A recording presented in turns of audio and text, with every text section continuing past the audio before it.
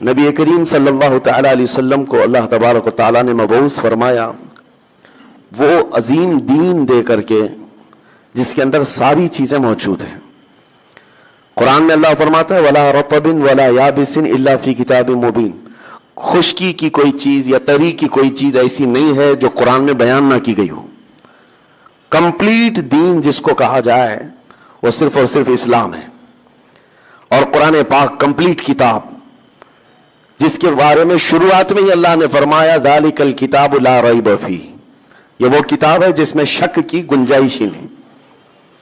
اور بہترین لا جس کو کہا جائے قانون وہ قرآن پاک ہے۔ وجہ یہ ہے کہ دنیا کا جتنا بھی ٹیلنٹڈ آدمی ہو، ذہین آدمی ہو، ہے تو انسان، بہت ہی اعلیٰ دماغ کا آدمی بھی ہو، جب وہ قانون بنائے گا تو اس کا ذہن جتنی دیر تک چلتا ہے، جتنی دور تک چلتا ہے، اس حساب سے بنائے گا، اس کے زمانے کے حالات دیکھ کر کے بنائے گا۔ انسان لمیٹڈ دماغ رکھتا ہے، چاہے جتنا بھی عالی دماغ ہو، وہ اپنے زمانے میں موجود برائیوں کو روکنے کے لیے قانون بنائے گا، اور اچھائیوں کی طرف لے جانے کے لیے جتنی لمٹ ہو سکتی ہے اس کے قانون بنائے گا۔ لیکن اس انسان کو یہ نہیں معلوم کہ اگلے سالوں میں ہونے والا کیا ہے، اگلے سالوں میں کون سی برائیاں آنے والی ہیں، یہ اس کے دماغ میں نہیں ہے۔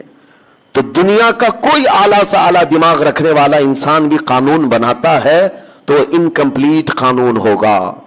قانون وہی سب سے بہتر ہوگا جس نے پوری کائنات کو بنایا ہے۔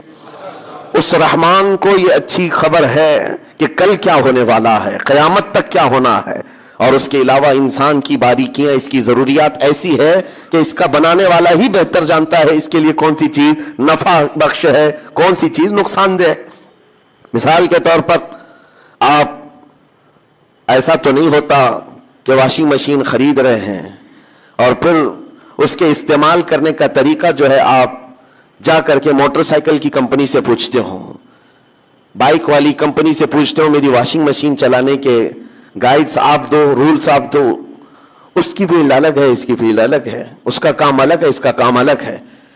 وہ اچھے سے آپ کو سمجھا کر کے بھیجے گا، جس نے واشنگ مشین بنائی ہے اسی سے جا کر کے آپ پوچھ لیں کہ اس کو چلانا کیسا ہے، اس کے اندر کیا کیا چیزیں ضروریات ہیں، کیا کیا لگتی ہیں، آپ اسی سے پوچھ لیں۔ یہ تو دنیا کی ایک معمولی سی مثال میں آپ کے سامنے رکھ رہا ہوں، بلا تشبیہ و بلا تمثیل۔ انسان اس کائنات کا ایک ایسا مظہر ہے اللہ تعالیٰ کا جس کو سمجھتے سمجھتے لوگوں کو صدیاں بیت گئیں، پھر بھی آج تک انسان کو پورا کوئی سمجھ نہیں سکا۔ انسان پر ریسرچ کرنے والے کو ڈاکٹر کہا جاتا ہے۔ آج جو ڈاکٹر ہیں وہ بھی تو محدود ہیں، پہلے جو ہے پورے ڈاکٹر ہوا کرتے تھے، فزیشین جو ہوا کرتے، ابھی تو صرف ایک پارٹ کا ڈاکٹر بنتا ہے، صرف دماغ کا ڈاکٹر الگ ہے، صرف ہارٹ کا ڈاکٹر الگ ہے، صرف رگوں کا ڈاکٹر الگ ہے، نیورو سرجن ہے، صرف کڈنی کا ڈاکٹر الگ ہے، صرف ہڈیوں کے الگ ہیں۔ مطلب یہ ہے کہ انسان کے ایک ایک پارٹ پر محنت کر کر کے وہ ڈاکٹر بنے، لیکن پھر بھی کمپلیٹ نہیں ہے۔